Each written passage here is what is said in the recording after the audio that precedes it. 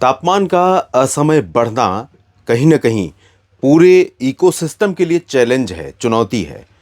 नमस्कार, स्वागत है आप सभी का मौसम तक चैनल पर। ये 3 दिनों के मौसम पूर्वानुमान का बुलेटिन है और आज है 11 फरवरी। 11, 12 और 13 फरवरी में कितना बदलेगा मौसम का मिजाज या ऐसे ही रहेगा, इसी तरह से गर्मी बढ़ती रहेगी और बरसात की कमी बनी रहेगी। कई मित्र लिखते हैं, जब मैं बरसात की बात करता हूँ इस सीज़न में, तो लिखते हैं कि ये बरसात का मौसम नहीं है। तो फॉर योर काइंड इन्फॉर्मेशन, बहुत सारे मित्रों को शायद इस बात का अंदाज़ा नहीं होगा या शायद उनको लगता होगा कि जून, जुलाई, अगस्त और सितंबर यानी मॉनसून के 4 महीने जिन्हें वर्षा ऋतु के अंतर्गत हम काउंट करते हैं, उन्हीं को जिन्हें मॉनसून सीज़न कहा जाता है, जिसे उसी सीज़न को बरसात का मौसम मानते हैं। देखिए, आमतौर पर अगर हम पिछले 100 सालों का इतिहास उठाकर देखें या 50 सालों का इतिहास उठाकर देखें, जो डेटा अवेलेबल है मेट डिपार्टमेंट के पास, उसके अनुसार भारत के कई राज्य ऐसे हैं जहां पर मॉनसून के बाद का जो 3 महीना है, अक्टूबर, नवंबर, दिसंबर, और फिर सर्दियों का जो मौसम है जनवरी और फरवरी, और उसके बाद मार्च, अप्रैल और मई का प्री मानसून सीजन का जो समय है, इस दौरान भी कई राज्यों में ठीक ठाक बरसात होती है।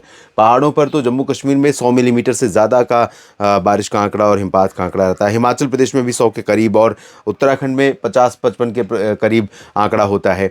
निचले इलाकों में ज़रूर कमी रहती है, जैसे पंजाब, हरियाणा, दिल्ली, उत्तर प्रदेश, बिहार, झारखंड, पश्चिम बंगाल, उड़ीसा, छत्तीसगढ़, महाराष्ट्र, गुजरात, राजस्थान, इन सभी भागों में तकरीबन 5 से 15 मिलीमीटर वर्षा जनवरी और फरवरी महीने में रिकॉर्ड की जाती है। यानी बहुत ज़्यादा बारिश नहीं होती, लेकिन बारिश होने का इतिहास है। और अगर इतिहास है, यानी कि जनवरी के महीने में 2 दिन बरसात होती है और 1 मिलीमीटर एक दिन, 2 मिलीमीटर एक दिन होती है, तो इसका मतलब यह है कि वो वहाँ के लिए सामान्य बरसात है। तो उसे मैं बेमौसम बरसात नहीं कहता हूँ। हाँ, बहुत ज़्यादा बरसात हो जाए, जैसे कि मानसून में होती है, देन उसे हम बेमौसम बरसात कह सकते हैं। फिलहाल टेम्परेचर लगातार बढ़ रहा है, ऊपर जा रहा है, और टेम्परेचर मिनिमम और मैक्सिमम दोनों ऊपर रिकॉर्ड किए जा रहे हैं। ये चुनौती है भारत में। अगर मैं 25 डिग्री सेल्सियस तक के तापमान के आंकड़े देखूं, जिसमें आप देख सकते हैं यहाँ पर 26 से नीचे के जितने भी टेम्परेचर हैं, 26 है शाहजहांपुर में। शाहजहांपुर उत्तर प्रदेश का उत्तर पश्चिमी रीजन, जहां पर सामान्य के आसपास तापमान है। छपरा में ये सामान्य से थोड़ा सा ऊपर है, और इसके बाद अगर हम नीचे की तरफ चलते जाएं तो ये कूच बिहार, डिब्रूगढ़, पंतनगर, तेजपुर, बालूरघाट, बोमडिला, कोंटई, मंडी, सुपौल, अंबाला। अंबाला में जो तापमान है ये सामान्य से 2 डिग्री 3 डिग्री ऊपर है, 25 डिग्री सेल्सियस। बरेली में सामान्य से 1-2 डिग्री ऊपर तापमान है। धुबरी में, बुलंदशहर, नजीबाबाद, ये सब देखिए आप 25 डिग्री के रेंज में है, जहां पर 22-23 डिग्री सेल्सियस तापमान होना चाहिए। तो ये आज की स्थिति रही। और अगर मैं राष्ट्रीय राजधानी दिल्ली की बात करूं तो पालम में तापमान आज कल रिकॉर्ड किया गया था 28, जो मिनिमम मैक्सिमम था वो था 26.2 डिग्री सेल्सियस पालम में। ये सामान्य से 3 डिग्री ज़्यादा है। वहीं पर अगर दिल्ली के सफदरजंग मौसम केंद्र पर देखें तो 28 डिग्री सेल्सियस तापमान रिकॉर्ड किया गया, ये भी 4 डिग्री सेल्सियस ज़्यादा है कल। तो ये स्थितियां कहीं ना कहीं ये बताती हैं कि भारत के कई राज्यों में तापमान चुनौतीपूर्ण स्थिति में पहुंचा हुआ है और चुनौती हमें दे रहा है।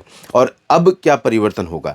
सबसे पहले आपको बता दूं कि आज थोड़ा सा राहत रहने की संभावना है।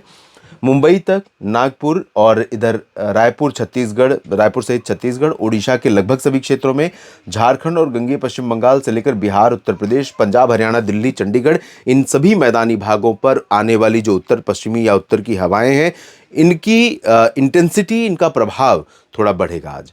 और प्रभाव बढ़ने के साथ साथ जो पहाड़ों पर बीते 48 घंटों में जम्मू कश्मीर और हिमाचल प्रदेश के कुछ भागों में स्नोफॉल हुआ है, या उत्तरी पाकिस्तान में जो स्नोफॉल हुआ है, बर्फबारी हुई है, उसका थोड़ा सा इनपुट इसमें बढ़ेगा।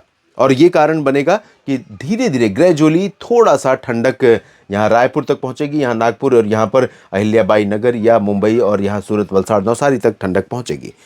मिनिमम टेम्परेचर भी थोड़ा सा कम होगा, 1 डिग्री या आधा डिग्री, और मैक्सिमम भी थोड़ा कम होगा। ये अंतर रहेगा पंजाब से हरियाणा, दिल्ली, चंडीगढ़ और उत्तर प्रदेश के पूरे स्ट्रेच और साथ ही साथ बिहार के लगभग सभी क्षेत्रों में किशनगंज, पूर्णिया, अररिया, भागलपुर, दरभंगा, नवादा, लखीसराय, शेखपुरा, नालंदा और बक्सर, कैमूर, गया, पटना, वैशाली समेत सिवान, गोपालगंज और वाराणसी, सोनभद्र, मिर्जापुर, भदोही, गोरखपुर, देवरिया, जौनपुर, प्रतापगढ़, अयोध्या, प्रयागराज से लेकर पूरा का पूरा बरेली, शाहजहांपुर, आगरा और मथुरा, झांसी, ललितपुर, साथ ही साथ गौतम बुद्ध नगर, बुलंदशहर, गाजियाबाद और इधर पंजाब और हरियाणा के सभी जिलों में हवा की रफ्तार काफ़ी तेज़ रहेगी। 15-20 किलोमीटर तो सामान्य तौर पर चलती ही है समय, लेकिन इस हवा की स्पीड जो होगी वो 20-25 किलोमीटर प्रति घंटे हो सकती है। तो काफ़ी तेज़ हवाएं जो होंगी ये दिन के समय एटमॉस्फेयर को बिल्कुल क्लीन रखेंगी और उसकी वजह से धूप का असर और बढ़ जाएगा। कल थोड़े बहुत बादल थे, आज बादल नहीं रहेंगे, धूप का असर बढ़ेगा, लेकिन क्योंकि हवा में ठंडक रहेगी इसलिए इस बढ़ते हुए धूप के असर को थोड़ा वो कम कर रखेंगी।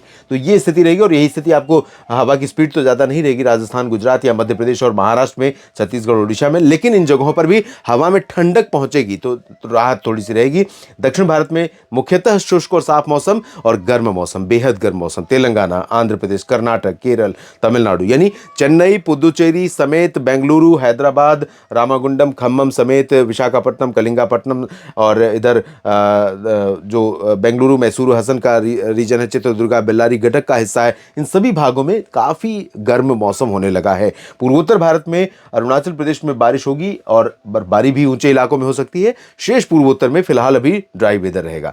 कल की स्थिति देखते हैं 12 फरवरी को उत्तर भारत के पर्वतीय क्षेत्रों पर गतिविधियां हो सकती हैं, लेकिन बहुत सीमित जगहों पर, और कम हो जाएगी गतिविधि जम्मू कश्मीर, हिमाचल में, लेकिन अरुणाचल में बढ़ रही है। तो अरुणाचल प्रदेश में अच्छी बर्फबारी लंबे समय के बाद फरवरी के महीने में देखने को मिल रही है, जो कि आमतौर पर दिसंबर और जनवरी में दिखाई पड़ती है। इस बार यहां पर जनवरी और दिसंबर में बर्फबारी नदारद रही। वजह है यहां पर पश्चिमी विक्षोभों का आने का सिलसिला कम रहा, या आए भी तो ऊपर से निकल गए, या यहां पर परिस्थितियां इस तरह की अनुकूल नहीं थी कि उस नमी को लेकर यहां पर कुछ गतिविधि दे पाए। तो इस तरह से यहां पर अभी तक सूखा रहा, लेकिन अब बर्फबारी हो रही है।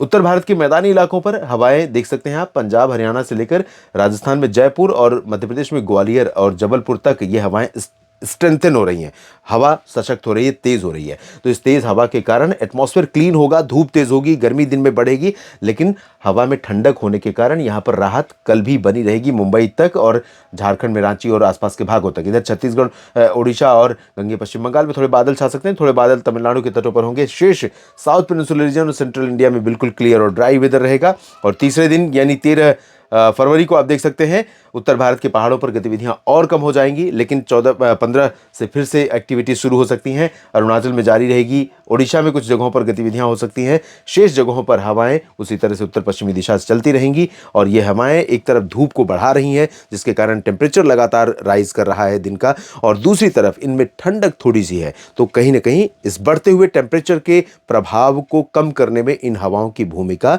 हमें नजर आ रही है। मध्य भारत तक तमाम राज्यों में, उड़ीसा से लेकर छत्तीसगढ़, महाराष्ट्र, मध्य प्रदेश, गुजरात और गोवा तक, और उत्तर भारत में तो पंजाब से लेकर उत्तर प्रदेश और पूर्व में बिहार, झारखंड, पश्चिम बंगाल में तो इन हवाओं का असर नजर ही आ रहा है।